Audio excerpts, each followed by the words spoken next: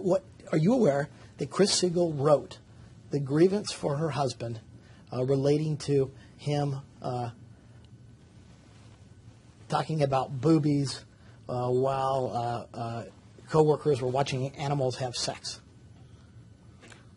I learned after the fact that evidently there was a grievance about Johnny.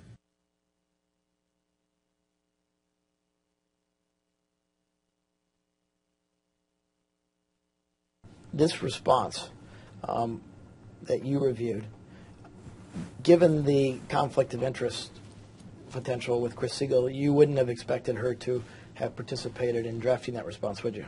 No. And ultimately, she violated those rules by getting involved in the process, didn't she? She violated the rules by admitting to helping her husband with a grievance. Not only did she admit it, but she told you that she was going to help him write it before she submitted it, didn't she? No.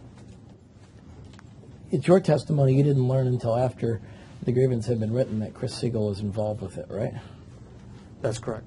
And after it had been submitted to the city, right? That's correct.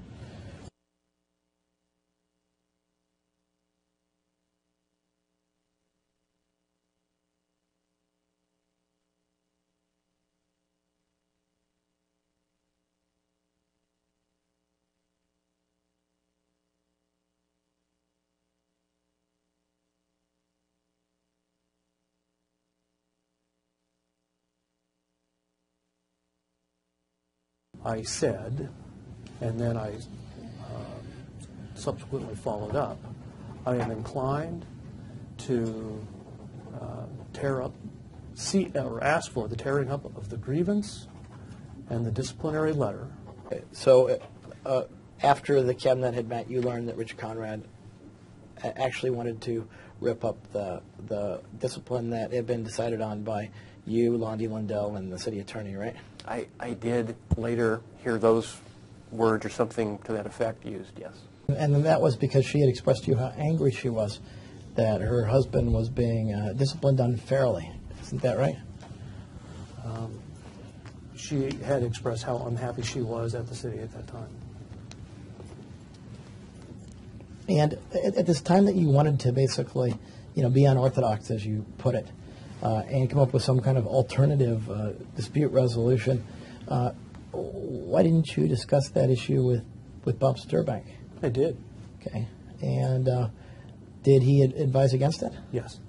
So you would do it the same if you were faced with the same issue again, sir? If faced with the same set of facts and what I observed, I would have done the same thing again.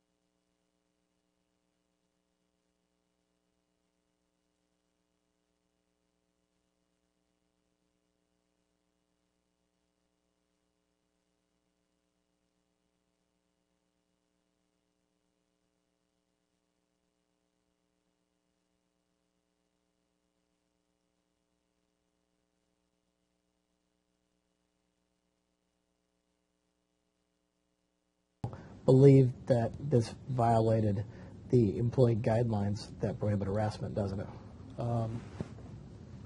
It appears that she was connecting those dots, yes. And it appears from here that the dot she's connecting is under the employee guidelines, which is on the third page of this exhibit and the second page of the memo, where she writes, quote, Section 617 of the employee guidelines expressly prohibit harassment. This policy includes a prohibition on, quote, off-colored jokes, leering, quote, pin-up, unquote, pictures, suggested remarks, and any other similar behavior that interferes with a positive work environment, unquote. Mm-hmm. And she goes ahead to write, your comment, quote, does that mean no more boobies, unquote, constitutes both a suggestive remark and an off-color joke that did interfere with a positive work environment. Do you agree or disagree with that statement? I think that was a heavy-handed application of that policy.